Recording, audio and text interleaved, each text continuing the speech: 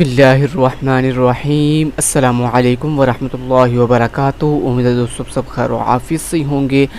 आज के अपनी इस वीडियो के अंदर दोस्तों हम CS 304 प्रैक्टिकल असाइनमेंट को कम्प्लीटली सॉल्व करेंगे, जो कि स्प्रिंग 2021 की पहली असाइनमेंट है और इसकी ड्यू डेट 1 जून 2022 है। दोस्तों इस असाइनमेंट की सोल्यूशन फाइल को आपने .cpp यानी कोडिंग वाली फ़ाइल, ये जो आप डेव के ऊपर .cpp फाइल बनाते हो, उस कोडिंग वाली फ़ाइल को आपने जो है वो अपनी विद VUID यानी जो भी आपकी VUID है, लेट्स से BC14777.cpp, तो ये फ़ाइल को आपने रीनेम करके अपनी VUID लगा के इसके ऊपर देन इसको जो है वो अपलोड करना है LMS के ऊपर, ठीक है। इसके बाद दोस्तों जो सबसे इम्पोर्टेंट बात है वो ये है कि इस असाइनमेंट के अंदर जैसे चीज़ें आपको कही जाती हैं वैसे ही आपने क्रिएट करनी है। कोई अपनी तरफ से जो है वो आपने फ़िलॉसफी लगाने की कोशिश नहीं करनी। अब यहाँ पे आपको जो प्रॉब्लम दी गई है वो ये है कि आपको एक कंपनी ने हायर किया और उस कंपनी ने कहा कि आपने एक सॉफ्टवेयर क्रिएट करना है, जिस सॉफ्टवेयर के अंदर आपने कम्प्लेक्स नंबर को एडिशन एंड उसकी सब्ट्रैक्शन करनी है, ठीक है। जिसके अंदर आपने ये कुछ सैम्पल आउटपुट उन्होंने आपको दी हुई है, ये आपने बनानी है। यहाँ पे सबसे गौरतलब बात है वो ये है दोस्तों, यहाँ पे आपने दो कंस्ट्रक्टर बनाने हैं। इसके अंदर एक डिफ़ॉल्ट कंस्ट्रक्टर होगा और एक कॉपी कंस्ट्रक्टर होगा, ठीक है। बहुत से स्टूडेंट यहाँ पे मिस्टेक करेंगे, वो सिर्फ कॉपी कंस्ट्रक्टर तो बनाएंगे लेकिन डिफ़ॉल्ट कंस्ट्रक्टर नहीं बनाएंगे, जबकि वाज़े कहा गया कि डिफ़ॉल्ट कंस्ट्रक्टर भी आपने क्रिएट करना है, जहाँ पे आपने वैल्यू जो है वो 0 से इनिशियलाइज कर देनी है। अब स्टार्ट कर लेते हैं बातें किए बगैर। तो यहाँ पे सबसे पहले हमने अपनी हेडर फाइल इंक्लूड कर लेते हैं IOStream।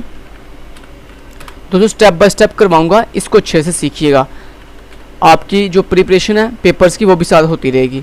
तो conio.h कंसोल इनपुट आउटपुट के लिए, उसके बाद यूजिंग नेम स्पेस स्टैंडर्ड हमारे पास लाइब्रेरी है जिसके अंदर हमारे स्टैंडर्ड पड़े होते हैं। उसके बाद हमें चाहिए एक मेन का फंक्शन, इस मेन के फंक्शन में हमें चाहिए getch, ठीक है, यानी getch होता है हमसे कोई भी इनपुट टेक करने के लिए। उसके बाद रिटर्न 0 सॉफ्टवेयर बंद करने के लिए। चलें, इतना ये बेसिक स्ट्रक्चर मैंने लिख लिया। अब आपने क्या करना है, एक क्लास क्रिएट करनी है कम्प्लेक्स नाम से। तो क्लास कम्प्लेक्स, क्लास के लास्ट पे सेमीकोलन।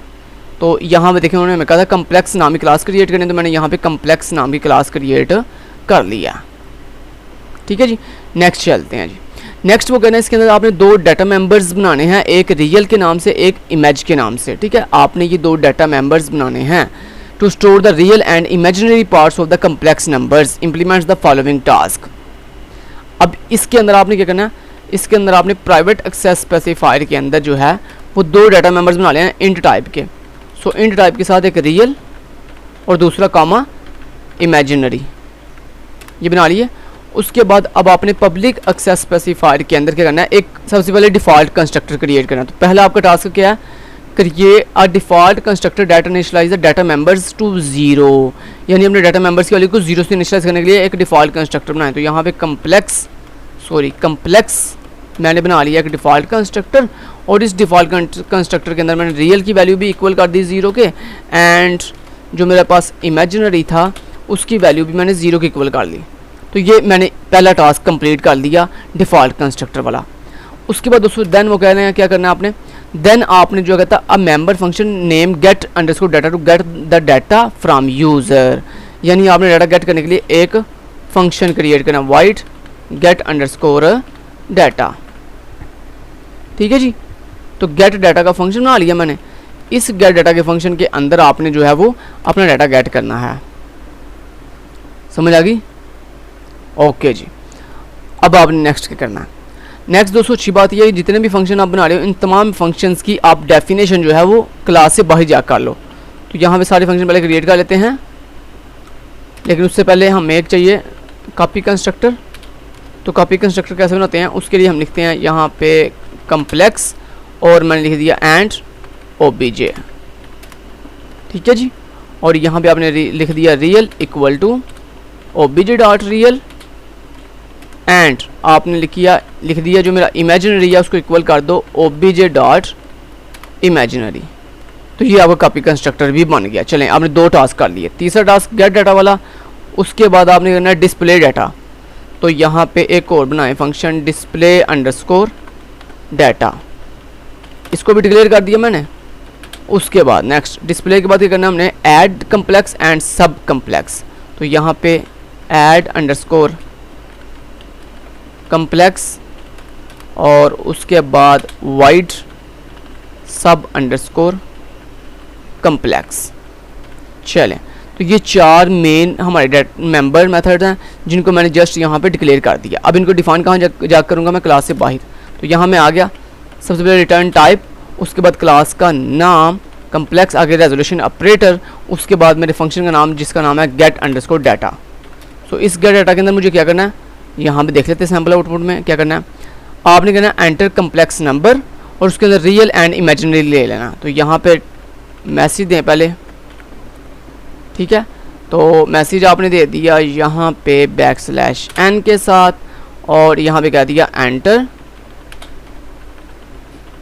कम्प्लेक्स नंबर, ठीक है जी। और उसके बाद आपने क्या करना, then real and imaginary values लेनी है। तो रियल एंड इमेजिनरी, तो उसके लिए आपने क्या कर दिया, सी आउट एंड \n और आपने क्या दिया रियल इक्वल टू, और उसके लिए आपने सी इन रियल वाले वेरिएबल में वैल्यू ले ली, ठीक है जी। इसी तरह आपने सी आउट और यहाँ पे क्या दिया जी, इमेजिनरी इक्वल टू, और आपने क्या दिया सी इन इमेजिनरी IMAG, ठीक है, इमेजिनरी। तो ये आपने गेट डाटा कर दिया। अब डिस्प्ले डाटा कैसे करना है, उसके लिए वाइड आपने सिंपली लिख दिया वाइड क्लास का नाम कम्प्लेक्स और उसके अंदर डिस्प्ले अंडरस्कोर डाटा, और उसके अंदर आपने क्या दिया सी आउट, और सी आउट के अंदर आपने डाटा कैसे डिस्प्ले करना है, सिंपल पहले रियल और इमेजिनरी की वैल्यू दरमियान में प्लस, ठीक है। चलें, बढ़िया हो गया। तो यहाँ पे स्पेस आगे रियल की वैल्यू, उसके बाद दरमियान में प्लस और फिर इमेजिनरी की वैल्यू, और फिर आगे आई कम्प्लेक्स नंबर बनाने के लिए, और चलें लास्ट पे सेमीकोलन लग गया। Clear, done. तो ये रियल एंड इमेजिनरी की वैल्यू आपने डिस्प्ले कर दी। अब आपने क्या करना है, नेक्स्ट आपने फंक्शन क्रिएट करना है वाइड कम्प्लेक्स क्लास के अंदर ऐड कम्प्लेक्स। तो ऐड कम्प्लेक्स करने के लिए वो कह रहा है आपने जो है वो ऑब्जेक्ट लेने हैं जिसके ज़रिए आप ऐड कम्प्लेक्स करोगे। तो उसके लिए आपने सिंपली क्या करना है, सिंपली दोस्तों यहाँ पे चूंकि जब आप ऐड कम्प्लेक्स को कॉल करोगे तो आपके पास सिर्फ एक ही ऑब्जेक्ट, यानी जिस ऑब्जेक्ट के साथ आपने कॉल की सिर्फ उसकी वैल्यूज होंगी। दूसरे ऑब्जेक्ट कैसे लेंगे, उसके लिए आपने सिंपली कम्प्लेक्स और एंड ओबीजे लिख दिया, ठीक है। चलें, इतना हो गया। अब यहाँ पे ये जो आप डाटा मेंबर्स लेते हो इनको भी यहाँ पे डिफाइन भी कर लेते हैं। तो यहाँ पे इनकी डाटा भी डिफाइन कर देते हैं कम्प्लेक्स, और यहाँ पे कम्प्लेक्स। तो ये आपने ऐड अंडरस्कोर कम्प्लेक्स के अंदर कम्प्लेक्स लिख दिया, एंड सब अंडरस्कोर कम्प्लेक्स में कम्प्लेक्स लिख दिया। इतना कर दिया आपने काम। अगर मैं यहाँ तक कंपाइल करके आपको दिखाऊँ तो यहाँ पे अभी ये एक कह रहा है जी कैंडिडेट इज़ वाइड कम्प्लेक्स, ठीक है जी। ओके, सो नेक्स्ट यहाँ पे देखने सबसे पहले आपने क्या करना है, सबसे पहले आपने जनाब जी बना लेना है एक कम्प्लेक्स, ठीक है।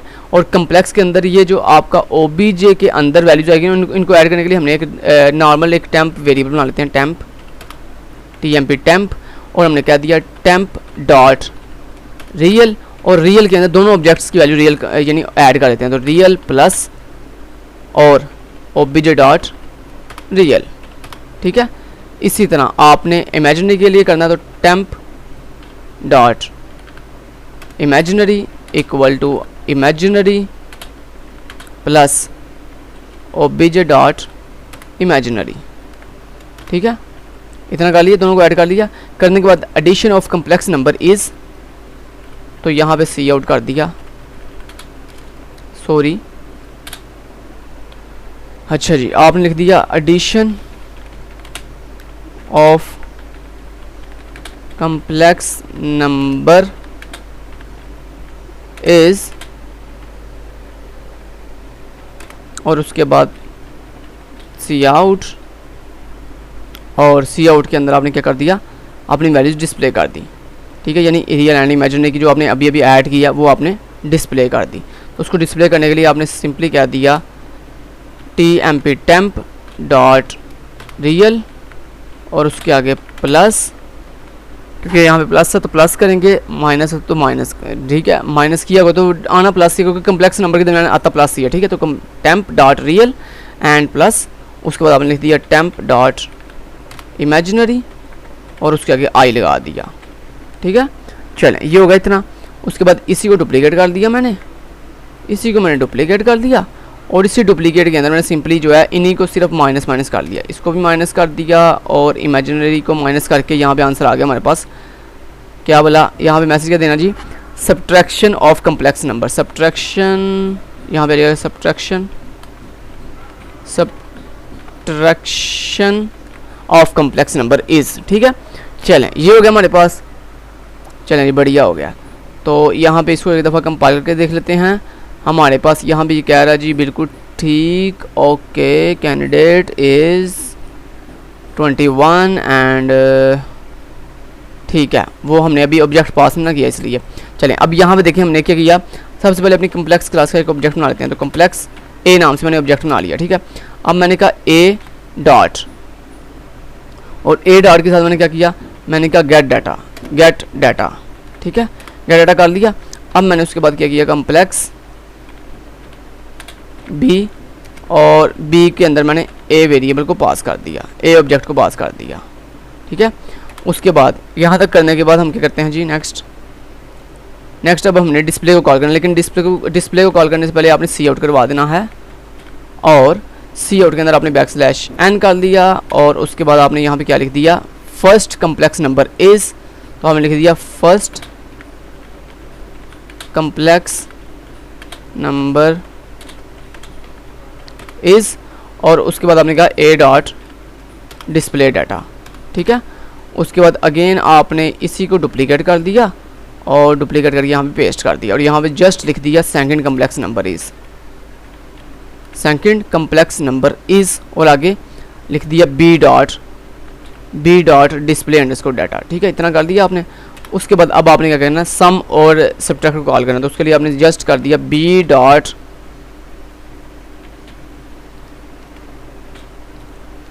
बी, और आगे कम्प्लेक्स के आगे बी डॉट, और आगे क्या हमारा फंक्शन का क्या नाम है, ऐड अंडरस्कोर कम्प्लेक्स, ठीक है, ऐड अंडरस्कोर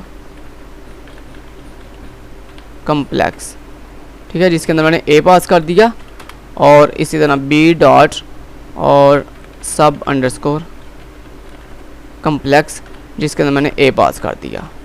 चलें, कंपाइल करते हैं, और यहाँ में हमारे पास एक एरर आ रहा है। एरर किस चीज़ का है जी, वो देख लेते हैं जी। कहना candidate is wide complex add underscore complex, ठीक है, प्रोटोटाइप ऑफ वाइड कम्प्लेक्स। और एक मिनट,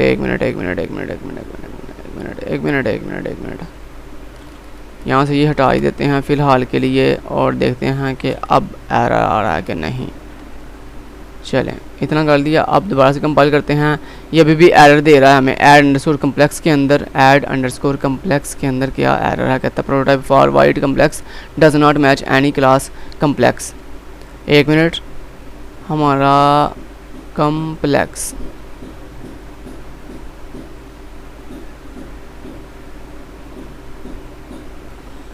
तो दोस्तों यहाँ पे बेसिकली एरर हमारे पास ये है। ये देखें, हमने बाहर गलती ये किया कि ऐड वाले फंक्शन का नाम तो ठीक है, लेकिन जो सब यहाँ से हमने ऐड को कॉपी करके पेस्ट किया था उसमें देखें हमने गलती कर दी है, ऐड की जगह पे सब लिखा ही नहीं है। तो इसको रिमूव करके आपने लाइन नंबर 44 पे ऐड को रिमूव करके उसकी जगह पे सब लिखना है, नाम चेंज करें। उसके बाद दोस्तों ये जो आपने यहाँ पे ये जो आर्गूमेंट्स पास किए हुए ना, यही सेम आर्गूमेंट्स आपने ऊपर जो है जहाँ पे डेफिनेशन की हुई है ना ये ऐड और सब्ट्रैक्ट की, यहाँ भी पास करने हैं। तो यहाँ पे लिखें कम्प्लेक्स एंड ओबीजे, और इसी तरह यहाँ पे भी लिखें कम्प्लेक्स एंड ओबीजे। चलें, यहाँ भी पास कर दिया। ये करने के बाद दोस्तों अब आपने कंपाइल एंड रन किया तो देखें 100% ठीक है हमारा प्रोग्राम चल रहा है। यहाँ पे देखें enter complex number, let's say आपने रियल नंबर दे दिया 5 एंड इमेजिनरी नंबर दे दिया लेट्स से आपने 3। जैसे मैंने एंटर हिट किया तो यहाँ पे देखें first complex number is 5 + 3 I and second complex number is 5 + 3 I, addition of complex number is 10 + 6 I and subtraction of complex number is 0 + 0 I. Oh wow, तो 100% हमारा जो आंसर है वो बिल्कुल ठीक एग्जैक्ट आ रहा है। सो दोस्तों इस प्रोग्राम को स्टेप बाय स्टेप करवाने का मकसद यही था कि आप स्टेप बाय स्टेप साथ साथ सॉल्व करते रहें, और दोस्तों जो नई नई असाइनमेंट्स आ रही हैं उनकी फाइल्स जो है वो हमें सेंड करते जाएँ साथ साथ, ताकि हम आपके लिए असाइनमेंट जो है वो इसी तरह क्रिएट करते रहें। Thank you so much, till then guys take care, अल्लाह हाफिज़।